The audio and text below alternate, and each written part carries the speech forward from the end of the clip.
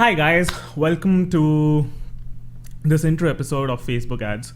Now, in this episode, I'm not going to talk much about Facebook or Facebook ads. I want to do some mindset setting. I want to talk about this great digital marketing phenomenon that's doing the rounds of internet and communities that are interested in learning digital marketing. Now, this is the concept of funnels. A lot of people are going gung-ho about funnels because they believe, and they've been made to believe, that funnels are the holy grail of digital marketing. If you've got your funnels right, you've done everything. Now, it might not be fully accurate. I'm not saying it's entirely wrong. It might not be fully accurate because the conception that's been made towards funnel, the perception that's been made about funnels is that they've only been discovered very recently. And I'm here to break that myth. I'm here to tell you, the right way to look at funnels. And I'm here to tell you that what funnels basically are, they're a representation of something broader, that is the customer journey. What is the customer journey? Customer journey is a journey that your potential customer takes in order to reach the decision of buying your product. Also, the extension of the journey is how many times does that customer come back to you, and how many times does he buy the stuff from you, and how much does he buy from you. So this entire relationship that you share with your customer, or your customer shares with you, the starting till the very end of it, can be called the customer journey. Now, I want to break it to you that this journey, how much so ever you wanted to hear this from all the gurus that you listen to, people tend to give you the confidence that this journey is linear. I want to tell you that this journey is far from linear. So what we're going to talk about today is the non-linear customer journey.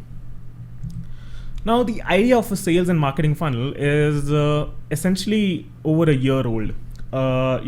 This IDA funnel that you guys must have seen on Google, which the IDA framework stands for awareness, interest, desire, action. There's this school of thought that says that you firstly make the prospect, a prospect is your potential customer. You firstly make the prospect aware of your brand, then you ignite certain interest within him, and then you ignite a desire, and then he decides to act on your advertising or marketing. This thought process, or the school of thought, actually originated in 1898. It's actually over a century old. It's not something new. And it made sense for this to have existed long back, because back then in 1898, you didn't have as much data that you have today. You didn't have as many mediums as you have today. Barely anything existed then. The internet didn't exist then. Even the TVs didn't exist then, yet people were selling stuff, right? So they wanted certain something that gave them certain certainty about how to approach consumers. So back then, this was making sense. But now, you're in 2020, guys. It's over 120 years since then. You've got a lot of data. You've got a lot of segmentation capabilities. You've got tech at your hand, right? It was developed for a very, very different world. The entire advertising was very, very different back then, and customer experience was very different back then. The entire purchase, dynamics of purchase and dynamics of belief systems, they work very differently back then. Now you have more control. You can literally have surveillance on around your customers with the help of the data that Google and Facebook are providing you. But yet the problem is, every company's whiteboard today looks like this. All the marketing departments, all the literature that you find online still shows this kind of funnel to you. Now, to prove it to you, let me just go to Google, and what you will see is a very linear representation of something very similar. That awareness, consideration, purchase, retention, advocacy is how a customer makes the decision. Again, attention, consider, buy, service, loyalty. Again, something similar that says awareness, interest, consideration, purchase, retention, advocacy. The school of thought was very, very widely propagated by this company called HubSpot.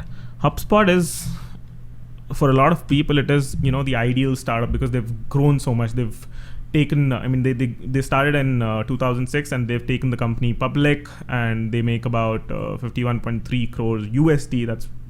I think that's probably $5.13 billion in annual revenue. That's what they made in 2018. So it's the ideal digital company. When when glamour came to digital startups, these were the companies that were born. HubSpot is one of those companies. And HubSpot, if I look for HubSpot inbound funnel, you will see that these guys spent a lot of money in propagating this ideology as well.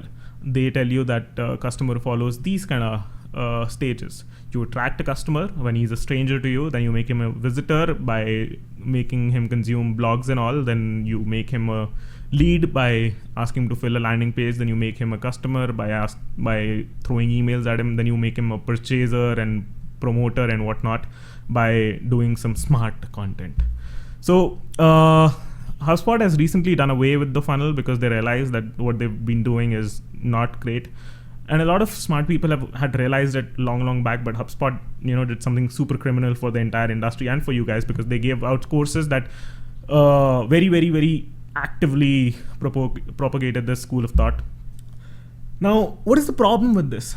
The problem is that structure is woefully outdated in the context of today's market. It does broadly summarize the steps that a customer takes on his way to purchase, the awareness levels that they go through, but it doesn't even get close to representing the complexity of modern buyer's journey. It's a good framework to have when you have no data, but you are living in exactly opposite times. You have a lot of data, you have information overload. So not a framework that solves today's problems. The hard truth is, contrary to what these frameworks tell you, that customer journey is super predictable and it's linear and all of that, it's very unpredictable. We have data to believe that it's very unpredictable. Every journey is unique. Every buyer has his own journey. It's dynamic. It can go all rounds, and it's super non-linear. Now, with that, this is something you and I have to be on the same page going into the rest of the course, that humans are messy. Humans don't take linear paths with decisions. This is a belief system that I want you guys to have going into Facebook ads, so that you don't expect me to present linear frameworks to you. You already, that way you already expect to face uncertainty. I'm going to give you heuristics that work well to solve uncertainties, but I'm not going to make uncertainties seem improbable to you. So do not sit down and map out a step-by-step process that says, first your customers are going to do this, then they'll do that, then they'll do this, and plan it that way, and then expect that this is how your things are going to work out, because that's not possible. So instead, the brighter side. Let's look at the brighter side. How do you take it in a positive manner? You take it in a positive manner by accepting the reality, not trying to deny it, and then you understand that the resolve here is to be agile, is to be on your toes.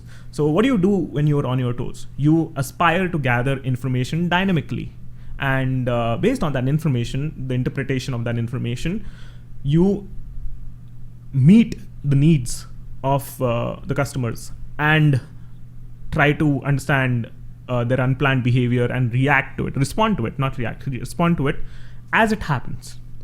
You personalize the experience for them. The experience is mostly personalized by messaging and different offers. We'll get to that later on. You personalize their experience, personalize the experience that you're offering to their journey at that time, at the right time. Okay, so it's all about the right messaging, right offer, at the right place, to the right person, at the right time. You've heard this quote. That's what this is about.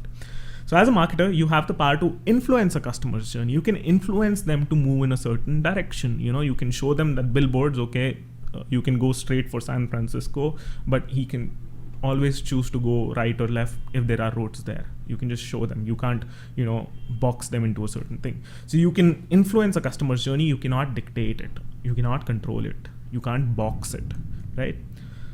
It's more about making sure your customers can find you at any stage, get what they're looking for, and they can find more evidence and help and reviews and social proof to help bridge the gap for next step in their journey, wherever they want to go. So you got to understand where they want to go. You got to understand what behaviors they're showing, and you got to plan accordingly and respond accordingly. That's what that's the kind of approach that we're going to take to marketing going forward. Now, this is the kind of a, when you talk about funnel, that was a very, very basic funnel. And I'm not saying I don't use funnels either. I use funnels too. But our funnels are based on customer journey. Our segmentation is based on customer journey. We buy some data from Facebook. What I mean by buying data is, running ads without expecting conversions, so that you get certain inflow of traffic, and you analyze that traffic for how the humans are behaving. Traffic is basically humans that land onto your website, right? So this is what a very elaborate funnel looks like. You can see various segments of people who've just visited the website and haven't viewed any product page. Then there's a different segment of people who viewed the product page. Then there's a different segment of people who've added to cart. There's a different segment of people who are purchasers. Then we show them the very, very different messaging. On their day 1st to 7 is general branding. Then we show them blog article, blah blah blah. So all of this is super elaborate. We're not expecting them to be in a particular stage. They can come in any stage, but we are personalizing and messaging for the stage that they're in. If this doesn't make sense to you right now, this elaborate funnel, don't worry about it. I'm going to revisit it in the next modules to come. But I hope the mindset bit is clear. Thank you so much.